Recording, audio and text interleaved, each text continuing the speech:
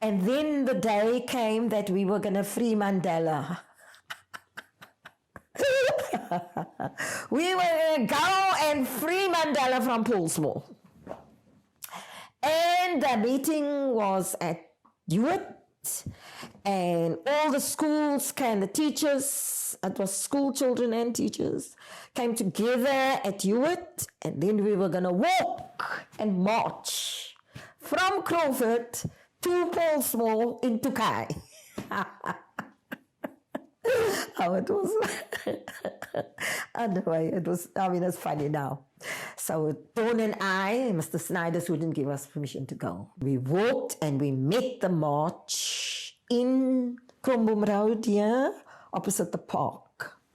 And we moved our way, and everybody was standing in their lines, and there were marshals at the end on each side. And then suddenly, people said that the marshal said, we must sit down, we must kneel, we must sit down.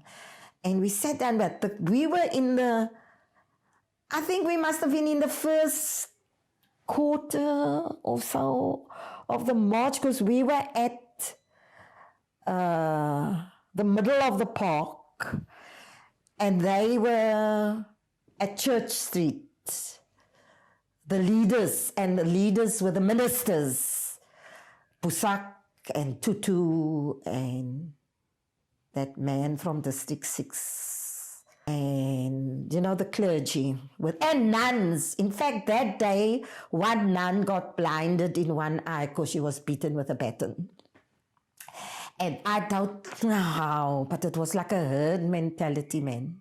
Suddenly, for no reason, nobody said get up and run. Nobody said anything. This thing was communicated to you. And we got up and we ran.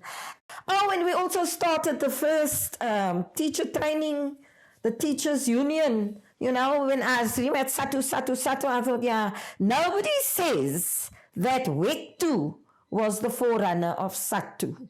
WEC2 was the Western Cape Teachers Union. And through in the 90s, we started that union. And to try and help teachers who were getting into trouble, because Basil Sneyer was detained from our school, and lots of teachers from other schools were also detained. And that is where, and then they started a WEC2 magazine, and then they wanted poetry, and I wrote the poetry and was published in WEC2, and so on and so forth. How was WEC2 formed? It wasn't formed exactly. I can't say exactly, but it was the people who always took charge, like Yusuf Gabru and Wilskut and Basil, and some of the women decided, we were at a meeting and people said we must form a teachers union because to protect the teachers. So that's what we did. And that was the first union, first democratic teachers union I can't say the first, because there was the Teachers League of South Africa, but they became known as the armchair revolutionaries because they didn't join in anything. They were up against the Coloured Affairs Department, they were up against the police, they were up against the government. They were just, I can't actually say how long WEC2 lasted. I just know that they were exciting. They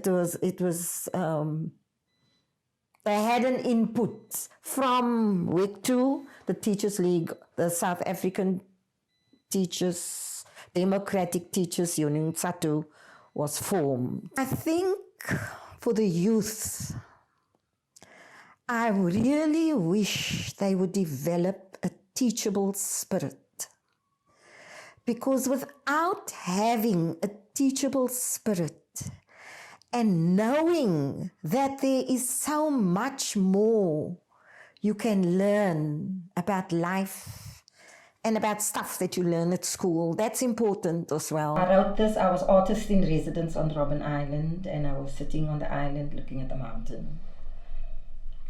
3 seabirds fly across a lilac sky, layered with azure, pink and palest amber, echoing the moon. How beautiful is our bay from out at sea. Those wind-whipped sailors must have breathed a sigh when with billowing sails they first set eyes on Table Bay. It is without surprise that I understand why they so much wanted to stay.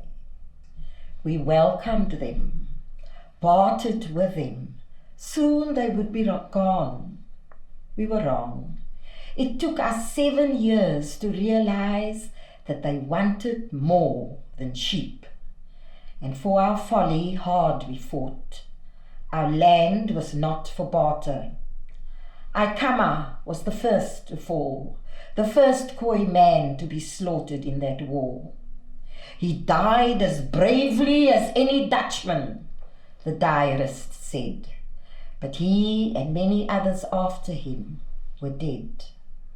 Then survival forced us to adjust. Although they enslaved some of us, raped some of us, in the end we married some of them.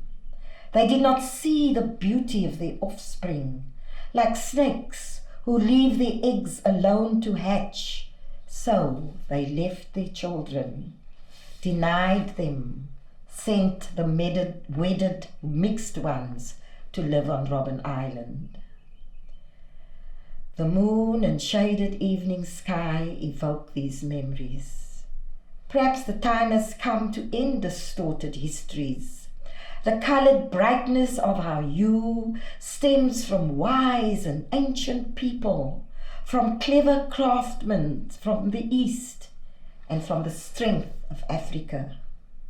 It is West and East and African blood which flows through all our veins, mixing, strengthening genes to make survival sure.